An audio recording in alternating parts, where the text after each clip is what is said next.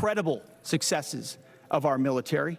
He didn't like it when Pam Bondi did it, and yesterday reminded me of Pam Bondi's performance, the worst performance on Capitol Hill, I think, certainly I've ever seen before the Armed Services Committee. When you actually... Responsibility and accountability of him and the force, there is no one questioning the actions of the U.S. military. They have been magnificent in what they have been asked to do. I have not seen a single person say that, you know, the military actions have been bad.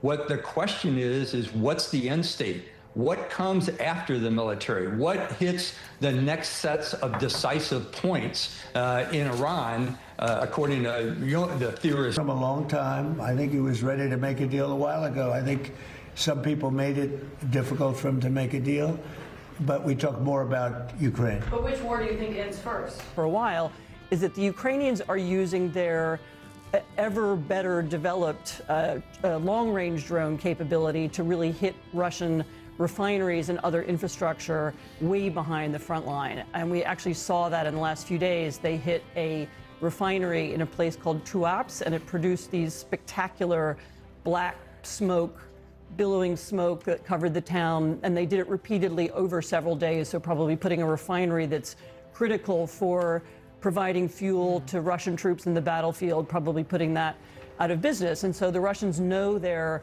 not winning, and they're still hoping that through Trump and through their ability to control him psychologically or whatever it is that they think they have, they're still hoping to win through some kind of pressure. But the Ukrainians have had very, very little U.S. help. That yesterday, President Trump took to Truth Social to respond, it would seem, to what German Chancellor Friedrich Merz said, that Iran has humiliated the United States. So he's obviously angry at Germany. And on Truth Social yesterday says the United States is studying and reviewing the possible reduction of troops in Germany, which just so happens to be one of Vladimir Putin's goals, is to reduce the American military footprint in Europe, as there's growing speculation that even though Ukraine, the war has not gone at all the way Putin thinks, that he's eyeing some of these smaller NATO countries, whether it's Estonia or Latvia, whatever it may be, and testing, believing that at least the United States wouldn't come to their aid.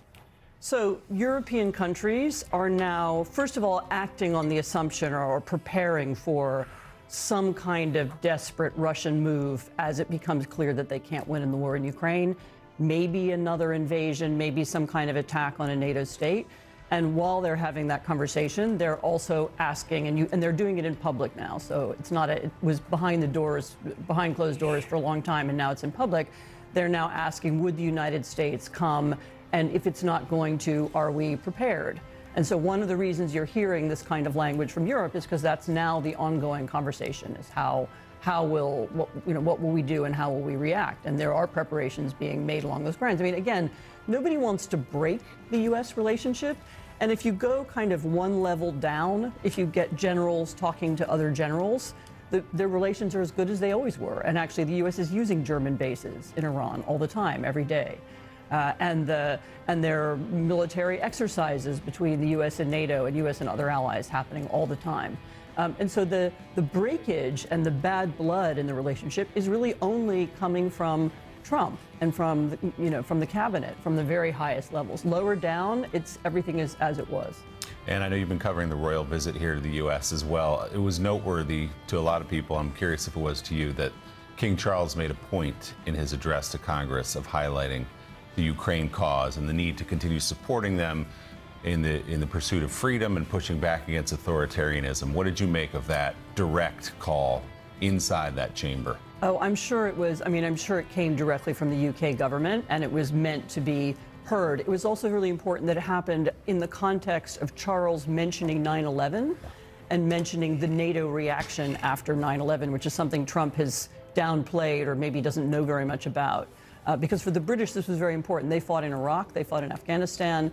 They considered that they'd always contributed to U.S. military and security projects all over the world. We have very integrated intelligence services between the U.S. and the U.K. They're almost the same service.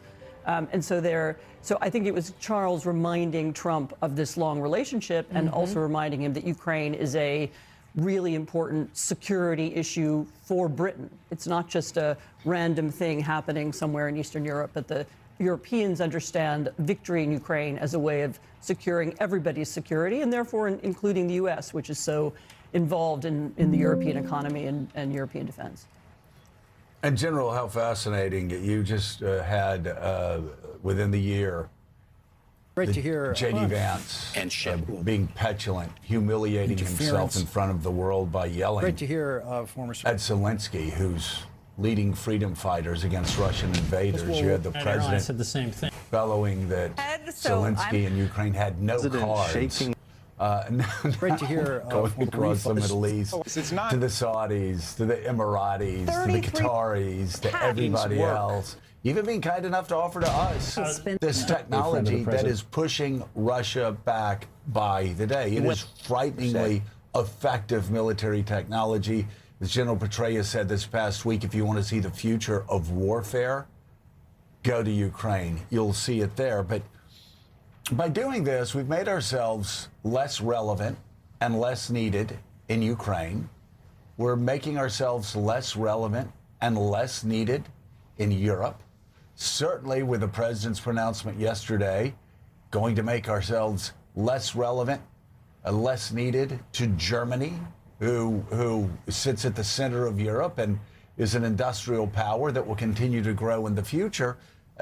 Talk about how, again, when you were in the position you were in, how important those alliances are. And the last thing you would want is for our allies to think, we don't need the United States. We can go it alone. It was my #2 mission, Joe, and I'll reinforce what Ann just said. My #1 mission as the commander of U.S. Army in Europe, where we had at the time, it was downsizing from 90,000 to 33,000 during my time on the continent. And I'm not sure, by the way, I should add this, I don't know how it can downsize a whole lot more and maintain our capabilities as a global footprint, because Europe does so much more than just have forces on bases. It's literally the lily pad for various theaters. But when I was in command, we would, #1, train on. Supreme Court's